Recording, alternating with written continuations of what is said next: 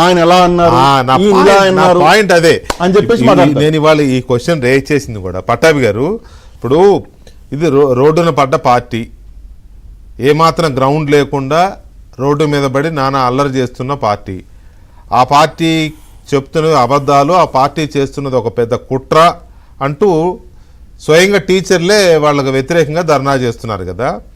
ఇలాంటి పార్టీకి సభా సమయాన్ని వృధా చేస్తూ సమాధానం ఇవ్వాల్సిన అవసరం ఏమేరకైనా ఉందా అనేది ఒక పాయింట్. రెండోది ఏంటి, ఇప్పుడు వైసీపీ వాళ్ళ మధ్యాహ్నం నుంచి మేము అసెంబ్లీకి వెళ్ళకపోయినా సరే ప్రభుత్వంతో సమాధానం చెప్పించాం అనే మాటలు మాట్లాడుతున్న పరిస్థితి. సో అక్కడ వాళ్ళు స్ట్రాటజిక్గా ప్రభుత్వంతో రిప్లై ఇప్పించుకున్నామనే ఒక ఆలోచనలో వాళ్ళు ఉన్నారు. దీనికి మీరేం చెప్తారు? దీనికి లోకేష్ గారిని ఇవాళ చాలా స్పష్టంగా ఆయన ప్రసంగం ప్రారంభించే ముందు ఆయన మాట్లాడినటువంటి మాట ఏంటంటే, ఈరోజు నేను ఇస్తున్నటువంటి ఈ స్టేట్మెంటు ప్రతిపక్ష పార్టీకి సమాధానం కాదు. ఒక మంత్రిగా ఆంధ్ర రాష్ట్ర ప్రజలకు డిఎస్సి ఎలా నిర్వహించామో తెలియజేయాల్సిన బాధ్యత నాపై ఉన్నందున ఈ ప్రకటన చేస్తున్నా అని ఆయన ఈ మాట చెప్పి ఆయన ప్రసంగాన్ని ప్రారంభించారు. కాబట్టి ఇందాక పాషా గారు ఏదైతే అన్నారో, చంద్రబాబు నాయుడు గారు మాట్లాడినా, నారా లోకేష్ గారు ఈ రోజున మాట్లాడినా, అదేదో వీళ్ళేదో జగన్మోహన్ రెడ్డికో లేదంటే ఆ గొడ్డల పార్టీకో ఏదో మేము సమాధానం చెప్పించేసాం, మేమేదో కార్నర్ చేసాం అని ఏదైతే సంబరపడుతున్నారో, ఇవాళ బాధ్యత గల ముఖ్యమంత్రిగా, బాధ్యత గల మంత్రిగా డిఎస్సి నిర్వహణ పైన, టీచర్ ఉద్యోగాల భర్తీకి సంబంధించి అసెంబ్లీ జరుగుతున్నటువంటి సందర్భంలో అసెంబ్లీ సాక్షిగా ప్రజలకి ఏ విధంగా జరిగింది ఈ ప్రక్రియ మొత్తం అని, మనం పారదర్శకంగా ఏ రకంగా చేశాం అన్నది తెలియజేయడానికి వాళ్ళు మాట్లాడారు. మాట్లాడటమే కాదు, ప్రతి ఒక్క శాసనసభ్యుడికి ఒక పుస్తకం, ఒక బుక్లెట్ రూపంలో ప్రచురించి మరీ డిస్ట్రిబ్యూట్ చేశారు. ఆ టీమ్ 11 కూడా, ఆ 11 మంది కూడా వస్తే వాళ్ళకు కూడా ఇచ్చేవాళ్ళు పుస్తకాలు. వాళ్ళు కూడా అది చదువుకుని ఇప్పటికైనా కొద్దిగా వాళ్ళ జ్ఞానోదయం పొందితే బాగుండేది. ఎందుకంటే వీళ్ళు చేతిలో ఒక అవినీతి రాత పత్రిక ఉంది కదా అని చెప్పి పొద్దున్న లేస్తే అబద్ధపు రాతలు. ఉదాహరణకి స్పోర్ట్స్ కోటా సంబంధించి భర్తీ ఏదైతే జరిగిందో 372 పోస్ట్, టీచర్ 372 పోస్టులకి అంతా ఒక సామాజిక వర్గం అని చెప్పి ప్రజలు నమ్మించే ప్రయత్నం చేశారు. మరి అటువంటి వాటన్నిటికీ కూడా వాస్తవాలని, నిజాలని తెలియజేయాల్సినటువంటి బాధ్యత లోకేష్ గారికి ఉంది. కాబట్టి గౌరవ ముఖ్యమంత్రి గారు కానీ, లోకేష్ గారు కానీ అటువంటి ప్రయత్నం చేశారు. వాళ్ళు చూస్తే ఫ్యాక్ట్ ఏంటి, 372 స్పోర్ట్స్ కోటా పోస్ట్లో 185 అంటే 50% బీసీస్కి భర్తీ చేయడం జరిగింది. 112 ఎస్సీస్, 29 ఎస్టీస్. అంటే 372కి గాను దాదాపు 300కి పైగా బీసీ, ఎస్సీ, ఎస్టీ క్యాండిడేట్స్ తో భర్తీ చేస్తే ఒకే సామాజిక వర్గానికి ఇచ్చేశారని గతంలో డిఎస్పీల గురించి మాట్లాడినట్టు అటువంటి అబద్ధాలు వండి వారుస్తూ ప్రజల్ని మోసం చేసే ప్రయత్నం చేస్తున్నటువంటి సందర్భంలో ఉన్న వాస్తవాల్ని మళ్ళీ ఒకసారి ప్రజలకి తెలియపరచడం జరిగింది. కానీ వాళ్ళకి సమాధానం చెప్పేది కాదు. వాళ్ళు మాట్లాడే దానిలో వాళ్ళకి ఉద్యోగాలు పొందినటువంటి టీచర్లు జవాబు చెప్తా ఉన్నారు.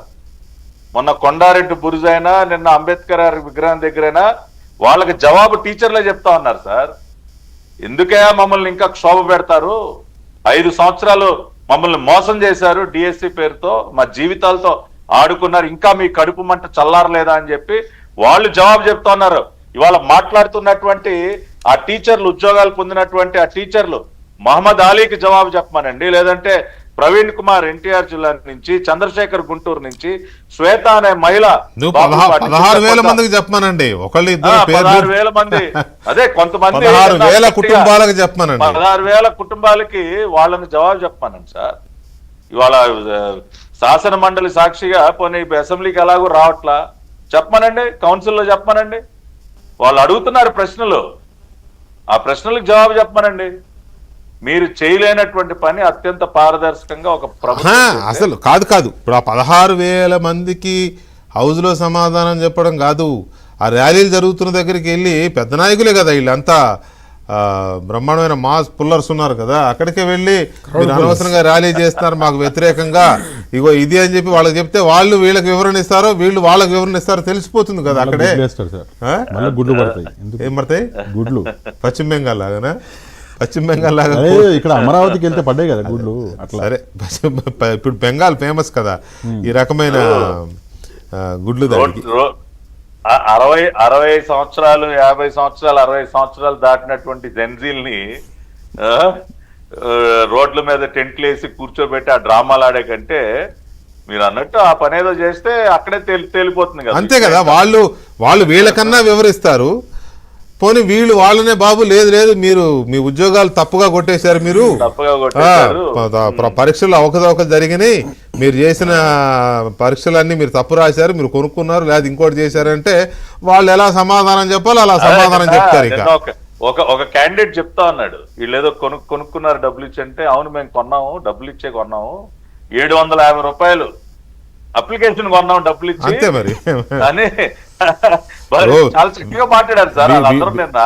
వీళ్ళు అక్కడ సమాధానం చెప్పడానికి ట్రై చేస్తే వాళ్ళు కన్విన్స్ అవుతారో, లేకపోతే కోడి కత్తులు వస్తాయో, గులకరాళ్ళు వస్తాయో, కోడిగుడ్లు వస్తాయో అక్కడ తెలిసిపోతుంది. హౌజ్లోకి వచ్చి వాయిదా తీర్మానాలు ఇవ్వడము, మంత్రులు మాట్లాడకపోతే మాట్లాడకుండా వాళ్ళని అడ్డుకోవడము, ఈ ఫౌల్ క్రై అంతా ఎందుకు, అసెంబ్లీకి వెళ్లకుండా తప్పించుకోవడం ఎందుకు. ఫైనల్గా ఒక్క మాట, ప్రజల మధ్య ఈ చిచ్చు పెడుతూ కుట్రలు చేస్తున్న ఈ నాయకులు కానివ్వండి, పార్టీ కానివ్వండి, వీటి మీద ఎందుకంటే చట్టపరమైన చర్యలు ఏం తీసుకోవడానికి అవకాశం లేదట్నా.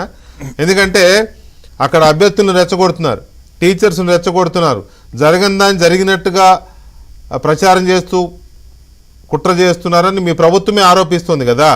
మరి ఆరోపిస్తున్నప్పుడు చట్టపరంగా ప్రొసీడ్ అవ్వచ్చు కదా. ఖచ్చితంగా ఇప్పుడు లోకేష్ గారు దేన్ని వదిలిపెట్టరండి. గతంలో మీరు చూసారు కదా ఎన్ని క్రిమినల్ డిఫమేషన్లు ఎన్ని 100 కోట్లకి వేశారో. ఎక్కడ కూడా ఒక్క వాయిదా కూడా ఏదైనా మిస్ అవుతారో కానీ ఆ వాయిదా మాత్రం మిస్ అవ్వరు. టెన్షన్గా వైజాగ్ వెళ్తారు. రేపు చూడండి, అతి త్వరలోనే 100 కోట్లకి ఏదైతే డెఫమేషన్ వేసామో ఆ డబ్బులు ముక్కుపిండి వసూలు చేస్తాం.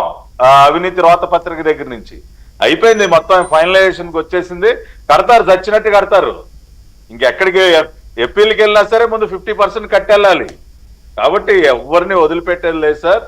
రోడ్ల పైన వచ్చి వీరంగం వేసే వాళ్ళ సంగతి ఒక రకంగా ఉంటుంది. ఇటువంటి పచ్చి అబద్ధాలు మాట్లాడి ప్రజలను మోసం చేసి అకారణంగా బురద జల్లేటటువంటి మొన్న అంతెందుకు సార్ హైకోర్టు చివాట్లు పెట్టింది కదా. మొన్న ఒక ఎమ్మెల్సీతో పిల్లు వేయించితే చెంప చెల్లుమనేలా జవాబు ఇచ్చింది హైకోర్టు. ఎందుకయ్యా మీరు ఇట్లా దుర్వినియోగం చేస్తారు, మీ రాజకీయ డ్రామాల కోసం కోర్టులు కనీసం ఎమ్మెల్సీ గారైనా వద్దులే, ఇక కోర్టు కూడా మనకి చివాట్లు పెట్టింది, మనం సైలెంట్గా ఉందామని వాళ్ళన్నా అంటారంటే వాళ్ళు కూడా చెప్పే పరిస్థితి లేదు. ఎనీవే చూద్దాం ఏం జరుగుతుందో. ఈ డిఎస్సి విషయంలో ఇక అయిపోయి మళ్ళీ జగన్మోహన్ రెడ్డి హయాంలో ఏపీపీఎస్సీ ఆధ్వర్యంలో జరిగిన గ్రూప్ 1 అవకతవకల మీద రేపటి నుంచి ఎలాంటి చర్చ జరగబోతా ఉంది. అలాగే ఇవాళ ప్రభుత్వం ఇచ్చిన రిప్లై మీద మరి జగన్మోహన్ రెడ్డి గారు స్పందిస్తారని అనుకుంటున్నాం మనం ఖచ్చితంగా. ఆయన ఎందుకంటే ఊరుకోడు, ఎందుకంటే ఇది ఎంత స్ట్రాటజీలో భాగం కాబట్టి మళ్ళీ దీన్ని ఏదో చేయాలని. అసెంబ్లీలో ఇచ్చిన బుక్లెట్ ఆల్రెడీ తెప్పించుకుని ఉంటారు, అది చదివి దానికి మళ్ళీ కౌంటర్గా వాళ్ళ రచయితలు రాసి ఉంటాయి కదా, ఉంటాయి మళ్ళీ. Anyway thank you very much. VK గారు లోకేష్ గారు మాట అన్నారు, ముందు ఈ జగన్ రెడ్డిని డిఎస్సి ఫుల్ ఫామ్ ఏంటో తెలియజేయమనండి వాళ్ళ పార్టీ లీడర్స్ కి. ఎవడో డిబేట్ లో కూర్చుని డిజిటల్ సిగ్నేచర్ సర్టిఫికేట్ అనేది చెప్తా ఉన్నాడంట. డిఎస్సి అంటే డిఎస్సి ఫుల్ ఫామ్ తెలియదు, ముందు అది ఆ ట్యూషన్ చెప్పమనండి తాడేపల్లి ప్యాలెస్ లో. పాపం పేపర్ లీకేజ్ అవ్వదు ఆయన, ఇదంతా ఆన్లైన్ పేపర్ అని అన్నారు కదా, అందుకని ఆన్లైన్ అంటే డిజిటల్ కదా, డిజిటల్ అంటే డిజిటల్ సిగ్నేచర్ అట్లా అనుకున్నారేమోలే. ఎనీవే చూద్దాం ఏం జరగబోతుందో. పట్టాభి గారు థ్యాంక్ యూ వెరీ మచ్ అండి, సత్యమూర్తి గారు అండ్ భాషా గారు థ్యాంక్ యూ వెరీ మచ్ అండి. ఇది వాటి డిబేట్, మళ్ళీ రేపటి డిబేట్లో కలుద్దాం. శుభరాత్రి.